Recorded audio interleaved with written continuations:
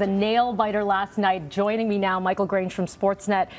This was quite the game. So many highlights. Let's begin with what you thought of the game in general. I thought it was outstanding. I really did. A very memorable Super Bowl, right? Like you've got the power outage. It was electric. You know, it was that kind of, all the puns kick in. But I thought it was a great game, a fantastic comeback, and well played overall. So one of my favorite Super Bowls I've seen in a long time. You had that prediction going in. You're thinking Ravens going in. Yeah, I can't really. I thought it would be Ravens because I thought it was going to be a really hard-hitting game. Yep. And I thought that they would be able to contain Colin Kaepernick, the San Francisco 49ers quarterback, better.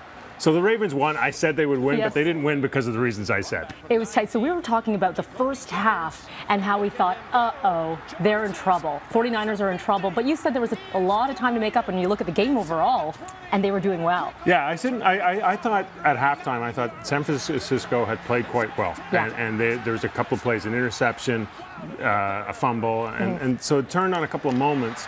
I thought they would be able to come back, but then there was that kickoff return after halftime by Baltimore, and I was like, oh my God, this isn't going to happen.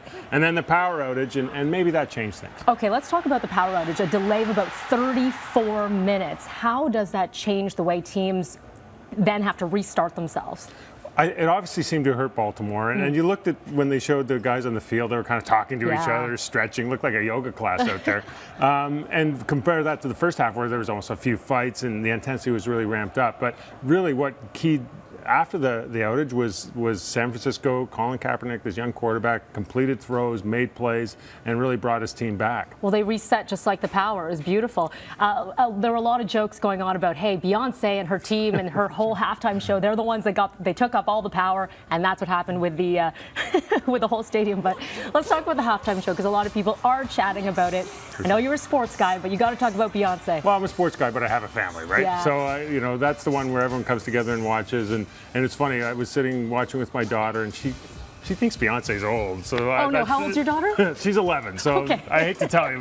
And then the other thing I thought was, so Destiny's Child did get together, right? Yeah, they had a Now, a guy like me, I just thought it was two more backup singers. So I thought they could have made that a little more plain, but it was pretty entertaining. It was a huge production, but huge, incredible. A lot of people saying that this is one of the best productions that they've seen from the Super Bowl in a long time. Do you agree?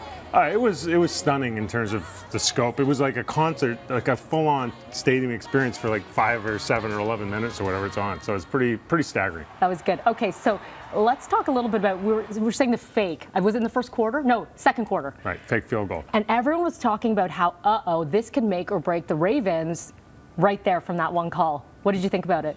Yeah, well, it didn't look like a big deal when it was 28-6, no. And certainly it came down to that. I think, to me, if I was going to pick one moment the game really turned on was 1st and 7, first and goal from the 7 for San Francisco. Yep. Colin Kaepernick had just set a record, the longest running touchdown by a quarterback ever.